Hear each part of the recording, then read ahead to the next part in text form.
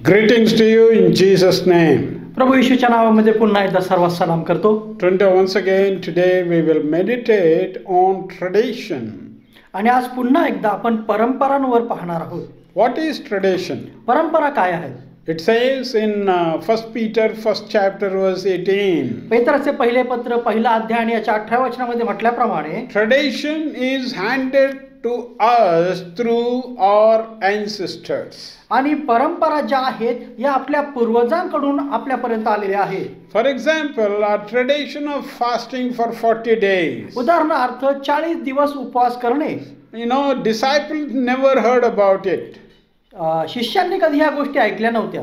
And then Peter or any apostles will be surprised to hear 40 days of prayer. आणि एखाद वेळेला पेत्र किंवा इतर कुठला प्रेषित ज्यावेळेस हा ऐकतो त्यावेळेला त्याला आश्चर्य वाटतं की 40 दिवस प्रार्थना किंवा उपवास काय आहे. This tradition was started in 4th century. आणि ही जी परंपरा आहे जवळपास 4थ्या शतकामध्ये सुरू झाली. Almost 400 years church doesn't know about this fasting and praying for 40 days. जवळपास 400 वर्ष मंडळांना हे ठाऊकच नव्हतं की उपवास आणि प्रार्थना म्हणजे काहीतरी असतं. But after 400 years they have started it. पण 400 वर्षानंतर याची सुरुवात त्यांनी केली. And Peter first Peter first chapter verse 18 calls it as a vain conduct. आणि पेत्राचे पहिले पत्र पहिला अध्याय आणि 18 वचन हे वचन आपल्याला सांगते की हे सर्व निरर्थक असं आहे. It is a meaningless conduct. आणि ही जी गोष्ट आहे हे निरर्थक किंवा अर्थहीन अशी आहे. And one brother was saying, I am fasting for 40 days. आणि एक ब्रदर असे म्हणत होते की मी 40 दिवस उपवास आणि प्रार्थना केली. I said that is very good. मी त्यांना म्हटलं खूप चांगलं आहे. Fasting for 40 days is very good. आणि 40 दिवस उपवास करताय खूप चांगली गोष्ट आहे. Then I asked, why do you fast? आणि पण मी त्यांना पुढे विचारलं की उपवास का करता? Fasting means Jesus fasted, that's why I am fasting. आणि फास्टिंग म्हणजे उपवास म्हणजे काय? येशूने उपवास केला म्हणून मी पण करतोय. You know, Jesus never fasted meaninglessly. प्रभू येशूने निरर्थक असा उपवास कधीही केला He fasted 40 days as a preparation for his public ministry. प्रभू येशूने त्याच्या लोकातील सेवेची तयारी करण्यापूर्वी 40 दिवस उपवास केला होता. Beloved, there are meaningful days when they fasted in the scripture. प्रियांनो, पवित्र शास्त्रामध्ये उपवास ज्यांनीही केलेला आहे ते दिवस अतिशय अर्थपूर्ण असे होते. Moses fasted 40 days, 40 days, 40 days. मोशेने 40 दिवस आणि 40 दिवस उपवास केला. Why he fasted? का त्याने उपवास केला? There was a meaning for what he did.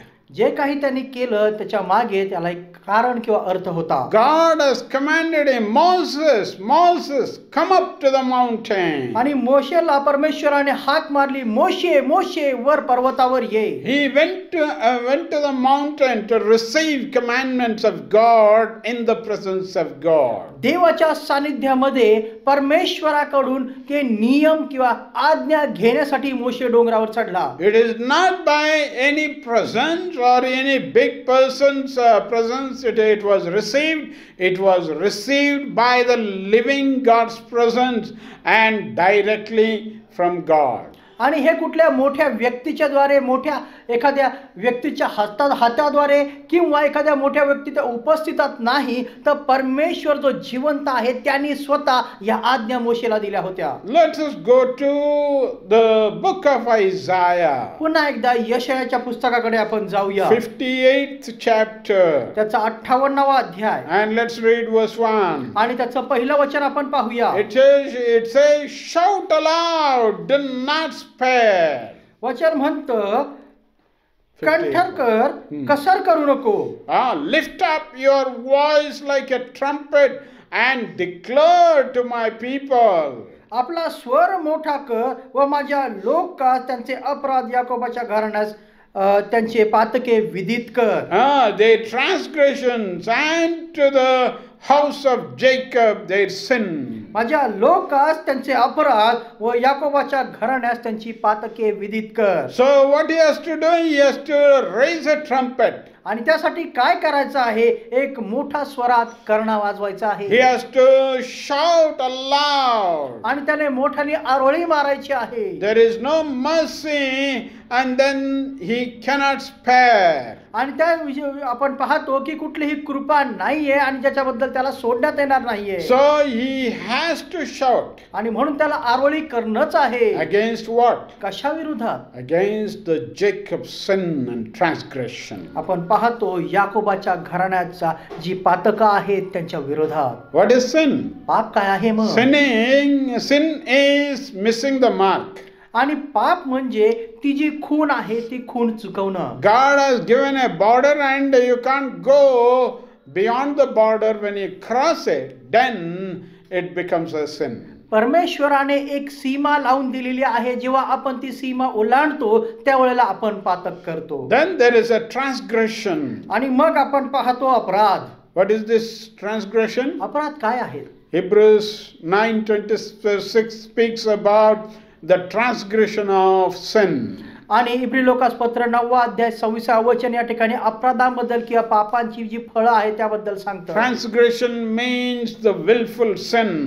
अपराध जो आहे याचा अर्थ किंवा पातकांचा अर्थ हा होतो की जी जाणीवपूर्वक करण्यात येतात. God will not tolerate the willful sin.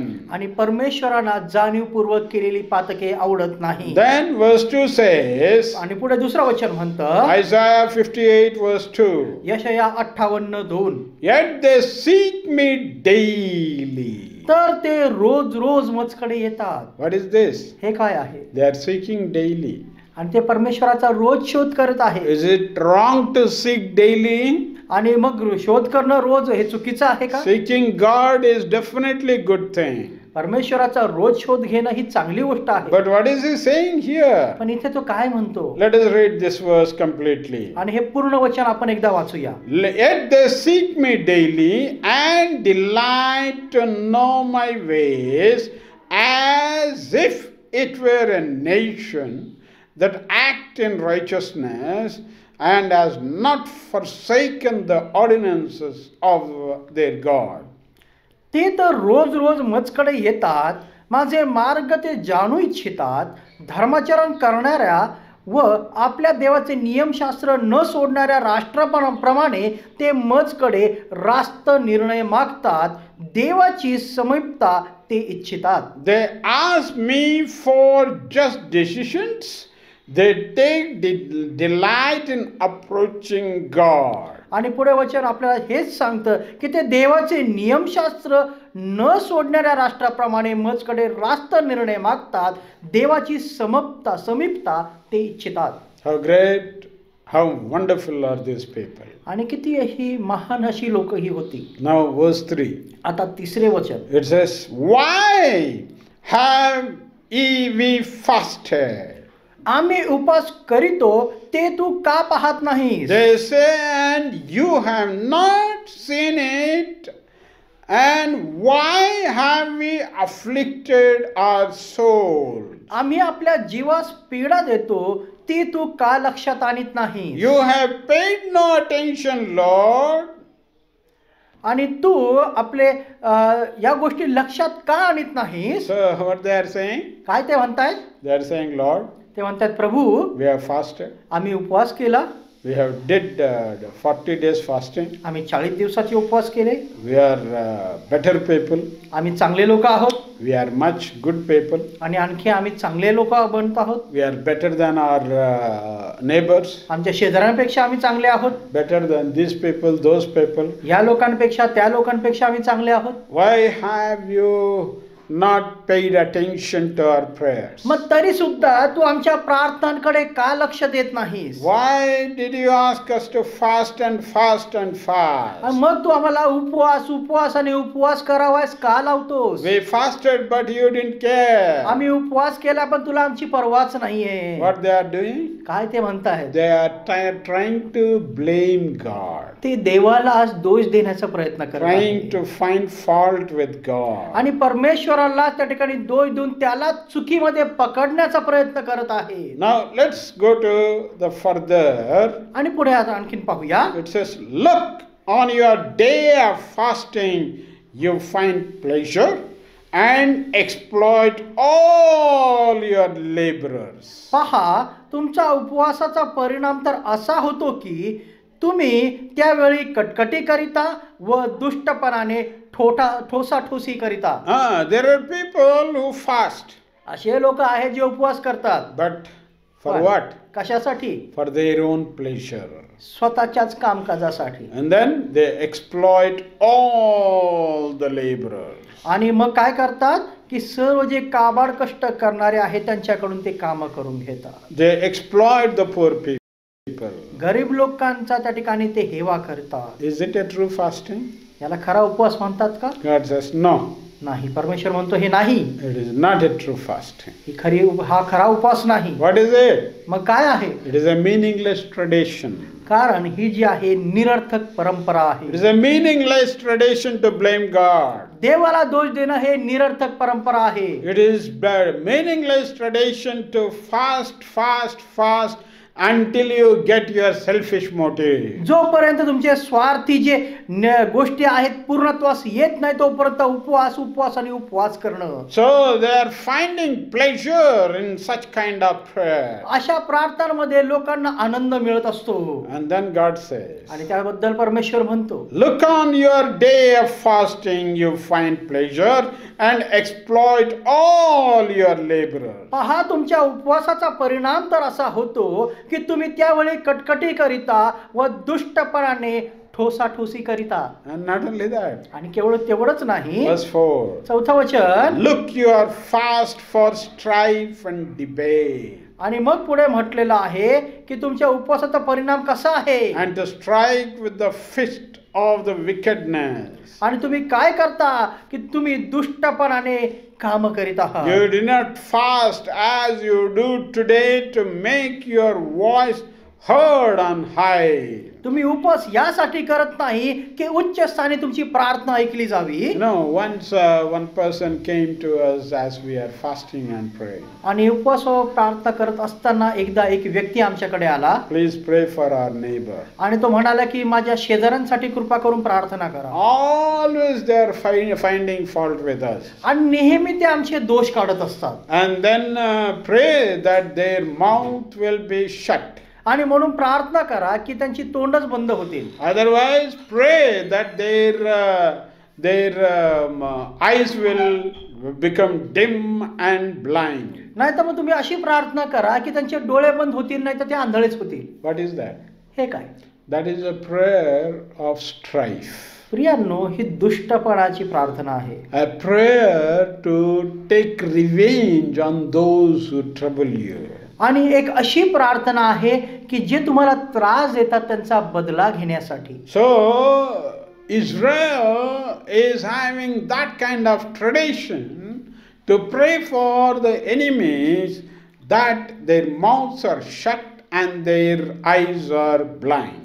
इस्रायलामध्ये आपल्या शत्रूच्या विरोधामध्ये अशा प्रकारची प्रार्थना करण्याची रीत होती की त्या ठिकाणी त्यांचे डोळे बंद व्हावे आणि त्यांची तोंडही बंद व्हावी. At least in the days of Isaiah, people were lethargic, traditional, and just to fulfill their tradition, they were fasting and praying. आणि आपण पाहतो की यशायाच्या दिवसांमध्ये लोक रूढी परंपरा चालून उपवास करणारे असे होते. Nowadays we have Good Friday. And the disciples doesn't know about Good Friday. आजच्या दिवसामध्ये आपण उत्तम शुक्रवार पाळतो, पण शिष्यांच्या किंवा प्रेषितांच्या काळामध्ये उत्तम शुक्रवार तर नव्हताच. So on the day of Good Friday they will be fasting, crying and weeping. आणि म्हणून मग उत्तम शुक्रवारच्या दिवशी मग उपवास करतात, रडत असतात आणि रडत असतात. I ask many people, why do you cry? आणि मी पुष्कळ लोकांना हे विचारतो की तुम्ही का रडता? They say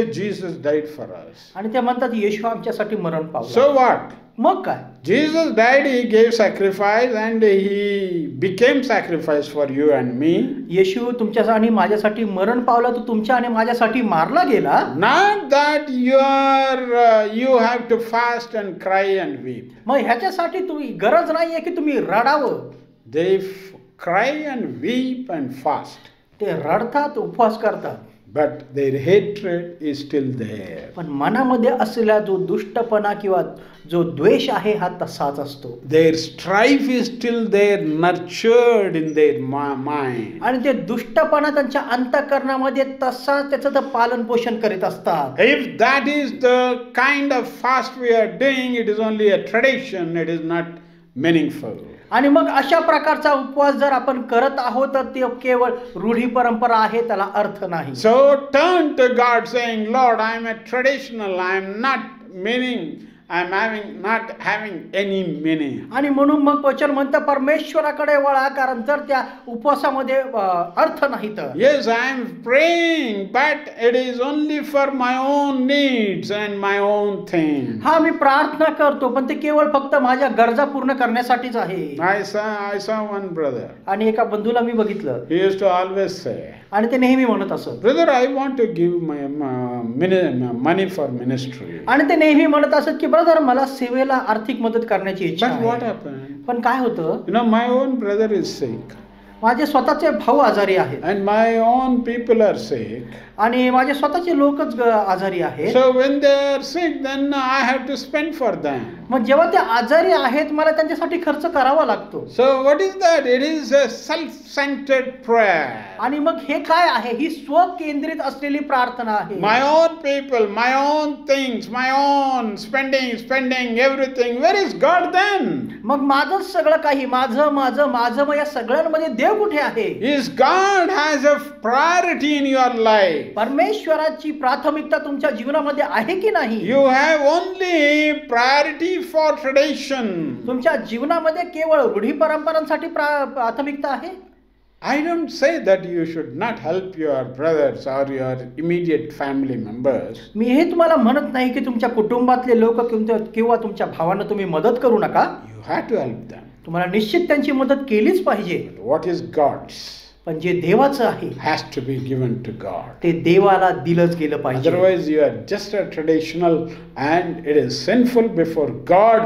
God hates the sinfulness in our selfish motives. नाहीतर आपण रूढी परंपरांमध्येच अडकलेले राहू आणि दुष्टपणांमध्ये आपण अडकलेले राहू आणि अशा वागण्याचा परमेश्वराला वीट आहे. May God's grace come upon each of us. परमेश्वराची कृपा आपल्या प्रत्येकावर उतरून येऊ. Convict us about the sin of selfishness. जेणेकरून मनामध्ये असलेल्या त्या स्वार्थीपणाबद्दलची जाणीव आपल्याला होऊ शकेल. Sin of only around your own needs and around your own family. आणि आपल्या स्वतःचं कुटुंब आणि स्वतःशी केंद्रित असलेल्या गरजांबद्दल असलेल्या ज्या गोष्टी आहेत. Not caring for God and God's work. परमेश्वर आणि परमेश्वराच्या कार्याबद्दल काळजी नसणे.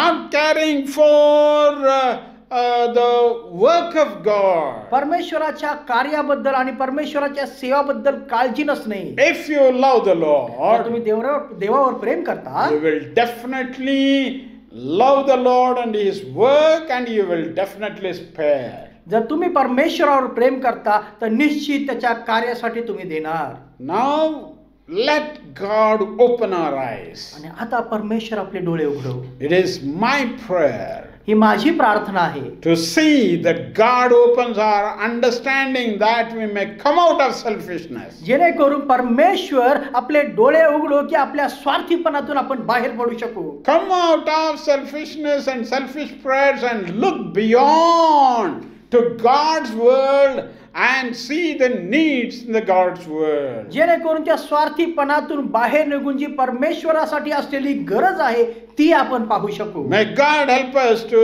understand this great responsibility of reaching the God's world with the love of God. आणि म्हणून एक ही जी मोठी जबाबदारी आहे की परमेश्वराच्या प्रीती सोबत परमेश्वराचं वचन घेऊन जाणं हे आपल्याला समजू. So tradition is definitely a sin. आणि म्हणून निश्चित रूढी परंपरा हे पाप आहे. Meaningless fasting is definitely a sin. आणि निरर्थक उपवास प्रार्थना हे पाप आहे. Celebration only for celebration's sake is definitely sin before God. आणि साजरा करणं केवळ स्वतःपुरतं ठेवणं हे निश्चित परमेश्वराच्या दृष्टीत पाप आहे. Let's close our eyes. आपले डोळे आपण बंद Look करूया. God in prayer. परमेश्वराकडे आपली दृष्टी आपण लावूया. Turn our lives to the Lord. परमेश्वराकडे आपली दृष्टी आपण लावूया Break ourselves before God. आणि स्वतःला परमेश्वराच्या सानिध्यामध्ये मोडूया. May God touch you. परमेश्वर तुम्हाला स्पर्श May करो. God glorify His name in and through our lives. परमेश्वर त्याच्या नावाचं गौरव तुमच्या जीवनातून आणि तुमच्या जीवनाद्वारे करून घेऊ. Shall we pray? आपण प्रार्थना करूया. Father, we thank you for this day. प्रभू, आजच्या दिवसाबद्दल आम्ही तुला धन्यवाद देतो. Thank you for speaking to us very straight, O Lord. आणि अगदी स्पष्ट रीतीने आज तू आमच्याशी बोललेला आहेस म्हणून धन्यवाद देतो. We commit each one of us. आणि प्रभू, आज प्रत्येकाला तुझ्या हातात समर्पित कर. Lead us according to your will. तुझ्या इच्छेप्रमाणे प्रत्येकाला तू चालव. Help us not to follow traditions, O Lord. आणि प्रभू, आम्हाला सहायता कर की त्या रूढी परंपराप्रमाणे चालू नये. Help us not to have meaningless conduct in our life. आणि अर्थहीन गोष्टी आमच्या जीवनामध्ये आम्ही त्याला प्राधान्य देऊ नये. Help us to come out of selfish needs. आणि प्रभू, आम्हाला सहायता कर की आमच्या स्वार्थीपूर्ण गोष्टीतून आम्ही बाहेर पडू शकू. Help us to look into God's world and the need of God's word. आणि प्रभू, परमेश्वराचं कार्य आणि परमेश्वराच्या कार्याची गरज याकडे दृष्टी लावू शकू. Touch everyone who is listening to this voice right he now. वाणी ऐकणाऱ्या प्रत्येकाला यावेळेस तू स्पर्श कर प्रभू. May your grace touch them and bring them from every selfish motive. प्रभू, तुझी कृपा त्यांना प्रत्येक त्यांच्या स्वार्थीपणाच्या गोष्टीमधून दूर करो. Glorify your name in and through our Prabhu, lives. तुझी नावाचं गौरव त्यांच्या जीवनातून आणि